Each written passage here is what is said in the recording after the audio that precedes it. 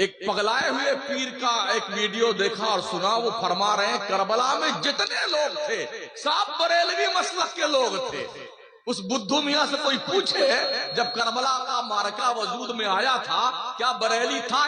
وہاں کھا رہا ہے اور آپ یہاں کھا رہے ہیں، تو اس کی دیوبندیت کود کر آپ کے پلیٹ میں آ گئی، سب کا نکاح ٹوٹ گیا۔ ابے جھٹے کہاں لکھا ہوا ہے؟ اپنے اصلی باپ کی کوئی اولاد ہو مجھے دلیل بتائے تو صحیح۔ السلام علیکم پیارے دوستو، جیسا کہ آپ نے ویڈیو میں دیکھا کہ مولانا شمس الدین صاحب کا انہوں نے جو بیان دیا اور اتنے متاثر ہوئے کہ اس ویڈیو کو سنیوں میں شیئر کرنے لگے اور کہنے لگے دیکھو تمہارے عالم کیا کہہ رہے ہیں۔ اسی بیان کا جواب دیتے ہوئے مفتی شہجاب عالم نے خوب جم کر دھویا۔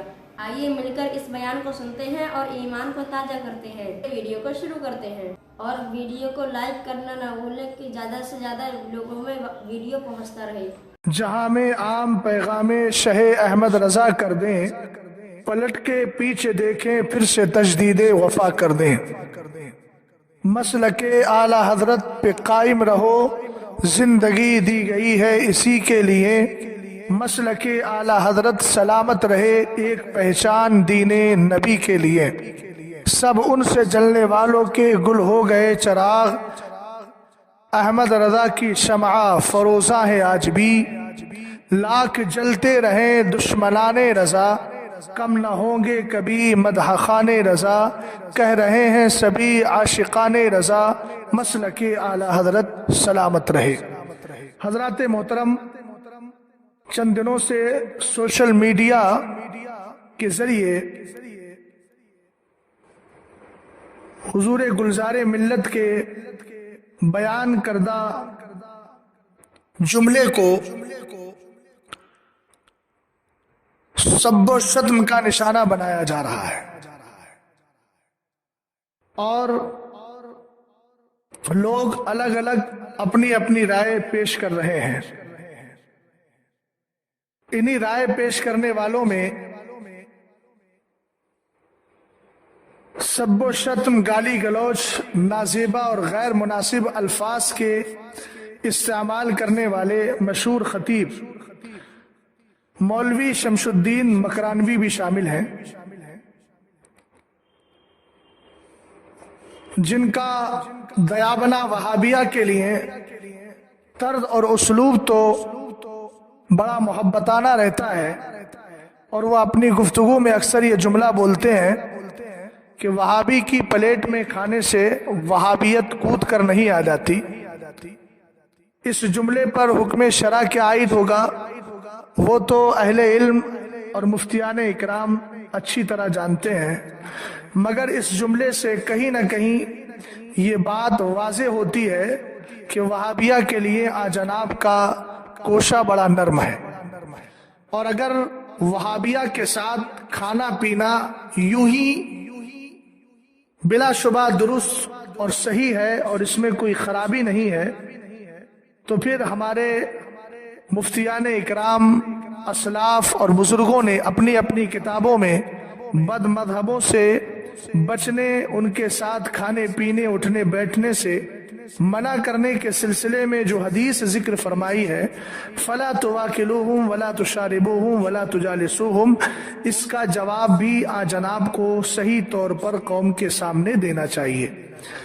مگر میرا جو مستدل ہے اور میری جو گفتگو کا اصل پوائنٹ ہے وہ یہ ہے کہ جس جناب کا وہابیہ دیابنا کے لیے رویہ اس قدر نرم ہو، وہ اہل سنت والجماعت کے ایک عظیم پیر اور سنی شیخ العقیدہ خانقاہ مصولی کے سجادہ کے لیے ایسے الفاظ کا استعمال کر رہے ہیں، لگتا ہے کہ انہوں نے یہ جملہ بول کر کسی کفر کلامی کا ارتکاب کر لیا ہو، جبکہ ان کو معلوم ہونا چاہیے کہ دعوت و تبلیغ کا یہ اصول نہیں ہے اور یہ ضابطہ اور طریقہ نہیں ہے جو آپ نے اختیار کیا ہے۔ ٹھیک ہے، آپ کی عادت میں شامل ہے کہ آپ اپنی مسجد کے اندر جمعے کے دن تقریر کرتے ہوئے اپنے مصلیان کو حرام خور کے لقب سے یاد کرتے ہیں، وہ آپ کا اور آپ کے مقتدیوں کا مسئلہ ہے، لیکن کم سے کم کسی سنی سے العقیدہ پیر کے بارے میں کسی لفظ کا استعمال کریں تو سوچ سمجھ کر کریں۔ ویسے تو قرآن پاک میں پیر یا غیر پیر کسی کی تخصیص نہیں ہے، جو بھی مسلمان ہے، سنی سے العقیدہ ہے، اس کے لیے ہمیں اچھا اسلوب اختیار کرنا چاہیے۔ قرآن کہتا ہے وَلَا تَلْمِزُوا أَنفُسَكُمْ وَلَا تَنَابَزُوا بِالْأَلْقَابِ، اور آپس میں طعنہ نہ کرو اور ایک دوسرے کے برے نام نہ رکھو۔ ظاہر سی بات ہے، کسی کو بدھو کہنا، جاہل کہنا، یہ قرآن پاک کی اس آیت کریمہ کے سراسر خلاف ہے، اور اس میں جو نہیں ہے اس پر عمل کرنا ضروری ہے، اور نہ بچنے کی صورت میں انسان گناہگار بھی ہوگا، اور جس نے کسی کو ایذا رسانی کی ہے، کوئی مسلمان اگر اس کی ایذا کی زد میں آیا ہے تو اس پر عند الشرع توبہ بھی لازم ہے۔ گلزار ملت نے اگر یہ جملہ بولا تھا تو مولوی شمس الدین مکرانوی کی شرعی اخلاقی ذمہ داری بنتی تھی کہ وہ براہ راست ان سے اس مسئلے کی، اس بات کی مراد معلوم کر لیتے، اور اگر اتنا نہیں کر سکتے تھے تو خود کو مفتی کہلواتے ہیں، تو ان کو چاہیے تھا کہ اس پر جو حکم شرع ہے وہ حکم شرع بیان کرتے۔ چونکہ ہم بہت سارے فنون پڑھتے ہیں، لیکن آخر میں آ کر کے عند الشرع جو حکم ہوتا ہے اسی کا اعتبار ہوتا ہے۔ آیا ان کا یہ جملہ شریعت کی نظر میں ناجائز ہے، حرام ہے، گمراہی ہے، بد مذہبی ہے، کفر ہے، کفر کلامی ہے، کفر فقہی ہے، کس زمرے میں آتا ہے؟ شمس الدین صاحب کو چاہیے تھا کہ وہ حکم شرع بیان کر کے ان سے مطالبہ رجوع یا توبہ کرتے، لیکن آپ نے اس روش سے ہٹ کر گالی گلوچ کا دفتر کھول دیا، جو آپ کی پرانی عادت ہے۔ میں آپ سے سوال کرنا چاہتا ہوں، اب جو آپ نے بولا ہے وہ آپ کی اپنی رائے، جس سے اہل سنت والجماعت کا کوئی فرد متفق نہیں ہے۔ یہ الگ بات ہے کہ جناب امین القادری صاحب اس سے متفق ہو گئے ہوں، چونکہ وہ بھی اس گفتگو میں شامل تھے، وہ بھی اس گفتگو کو سن رہے تھے، اب تک ان کا کوئی وضاحتی بیان یا برات نامہ نہیں آیا ہے۔ لیکن میں یہاں ایک بات جملہ اہل سنت سے عرض کرنا چاہوں گا کہ حضور گلزار ملت نے جو جملہ بولا ہے کہ کربلا میں بھی بریلوی تھے، اس جملے پر اصطلاح کے اعتبار سے تو آپ اعتراض کر سکتے ہو کہ یہ اصطلاح بریلی کی اس وقت نہیں تھی، لیکن رہا عقائد کا معاملہ تو الحمدللہ رب العالمین جو عقائد کربلا کے تھے وہ عقائد آج بھی اہل سنت والجماعت بریلویوں کے ہیں۔ عقائد کے اعتبار سے الحمدللہ رب العالمین ہمارا سلسلہ وہاں سے جڑا ہوا ہے۔ محض اعتراض اصطلاح پر ہے کہ آپ نے ایسا لفظ استعمال کیا جو اصطلاح بعد کی تھی، اور آپ نے اس اصطلاح کو ما سبق میں کیسے جڑ دیا۔ تو پہلی بات تو یہ ہے کہ اگر بولنے والا مسلمان ہے، سنی سے العقیدہ ہے، تو ہمارے فقہ نے فرمایا جہاں تک ہو سکے قائل کے قول کی صحیح تعویل تلاش کی جائے۔ امام اہل سنت نے بھی فرمایا کہ معامل حسن تلاش کرو۔ فقہ نے فرمایا جہاں تک ہو سکے عاقل و بالغ کے کلام کو لغو ہونے سے بچاؤ۔ اب میں مولوی شمس الدین مکرانوی سے پوچھتا ہوں کہ آپ کا اختلاف صرف اصطلاح پر ہے نا، کہ یہ اصطلاح آج کی ہے اور آپ نے جڑ دی کربلا میں، تو آپ نے صرف اصطلاح کو لے کر کے اس قدر گالی گلوچ کا دروازہ کھول دیا، دفتر کھول دیا۔ آپ کو یہ بھی سوچنا چاہیے کہ قائل قطعاً یہ بیان کرنا نہیں چاہ رہا ہے اور قطعاً یہ ظاہر کرنا نہیں چاہ رہا ہے کہ یہ اصطلاح اس وقت پائی جاتی تھی۔ ان کا مقصد اور مفاد صرف اتنا ہے کہ جو عقائد الحمدللہ رب العالمین ہمارے ہیں، یہی عقائد کل کربلا میں بھی تھے۔ जमात के एतबार से, इस्तिलाह के एतबार से आपका अगर एतराज था तो उस एतराज पर हुक्म शरा बयान करते, लेकिन आपने बयान नहीं की। मगर मैं कहता हूं अगर इस तरह की इस्तिलाह उन्होंने बोल भी दी तो इंद शरा कोई मुआखजा नहीं है। आला हजरत इमाम अहले सुन्नत रदी अल्लाह ताला अन्हु से एक सवाल किया गया है मलफूज शरीफ में। ये मलफूज शरीफ अव्वल है जो इमाम अहमद रजा अकेडमी से शाये की गई है और इसका सफा नंबर 147 है। इस हवाले को सुनने से पहले तमहीदी गुफ्तगू समाअत कर लीजिए। जिस तरह जमात बरेलवी अहले सुन्नत वल जमात की एक निशानी है, एक पहचान है, और जिसके अकायद और नजरियात हुजूर अलैहिस्सलातु वस्सलाम के दौर से लेकर अब तक चले आ रहा है। अगरचे ये इस्तिलाह बरेलवी बाद की इस्तिलाह है, इमाम अहले सुन्नत फाजिल बरेलवी रदी अल्लाह तआला अन्हु के दीनी खिदमत अंजाम देने के बाद जब फिरकाए बातिला ने जन्म लिया तो ये इस्तिलाह मारिज़ वजूद में आई और हमारे बुजुर्गों ने फिर इसको अहले सुन्नत वल जमात की पहचान और अलामत करार दिया।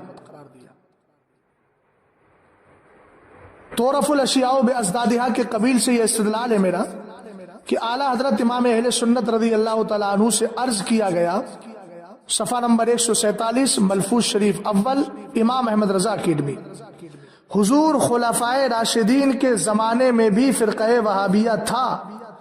फिरक़े वहाबिया की इस्तिलाह जो आला हजरत इमाम अहले सुन्नत रदी अल्लाह तआला अन्हु ने खुद फतावा रज़विया में एक मकाम पर इरशाद फरमाया कि हमारे दयार में वहाबी उनको कहा जाता है जो इस्माइल देलवी के पैरोकार हों और तफियतुल ईमान को मानते हों।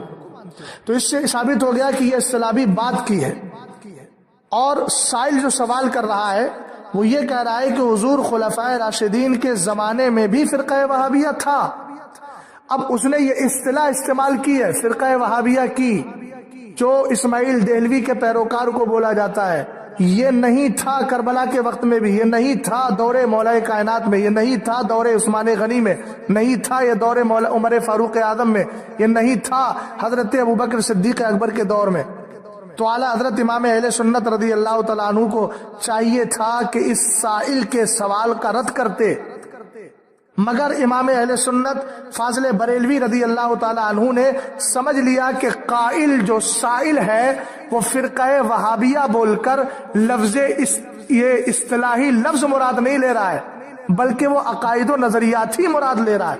तो इमाम अहले सुन्नत रदी अल्लाह तआला अन्हु ने फरमाया इरशाद में, हाँ यही वो फिरका है जिसे अब्दुल्ला इब्ने अब्बास रदी अल्लाह ताला अन्हुमा ने अमीरुल मोमिनीन हजरत अली कर्रमल्लाहु वजहुल करीम से फरमाइश की इजाजत चाहिए थी और बहुक्म अमीरुल मोमिनीन तशरीफ ले गए और उनसे पूछा क्या बात अमीरुल मोमिनीन की तुमको नापसंद आई।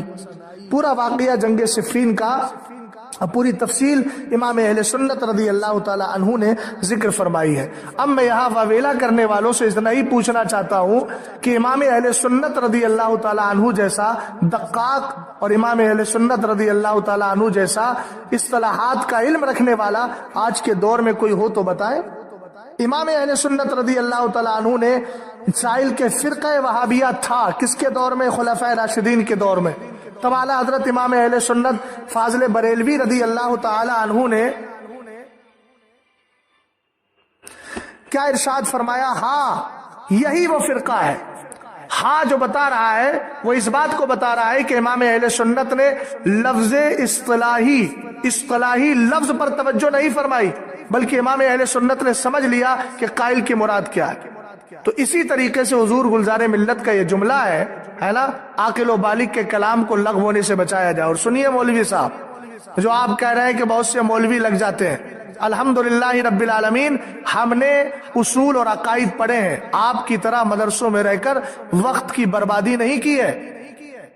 अल्हम्दुलिल्लाह रब्बिल आलमीन हमने उसूल पढ़े हैं, हमने आला हजरत इमाम अहले सुन्नत की अलकौकबतुश शहाबिया पढ़ी है।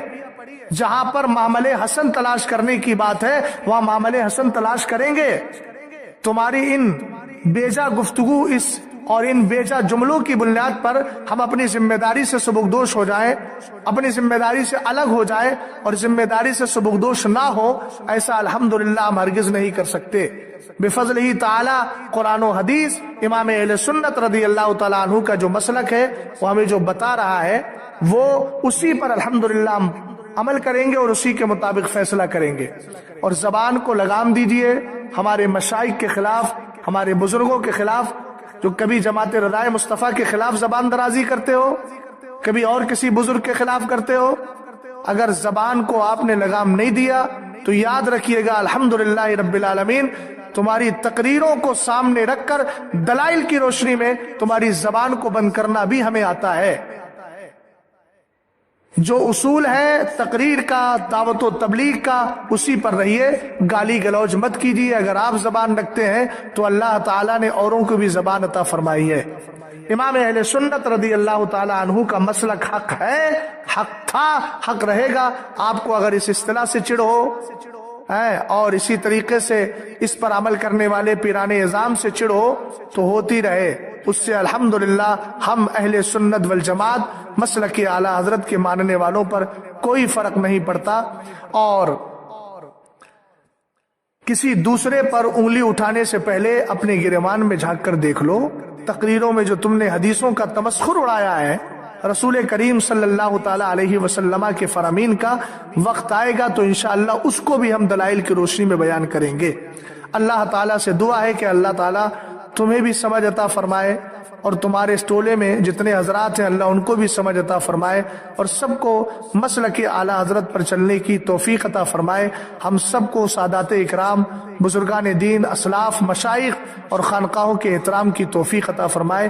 اسلام زندہ باد، مسلمان پائندہ باد۔ السلام علیکم ورحمۃ اللہ تعالی وبرکاتہ۔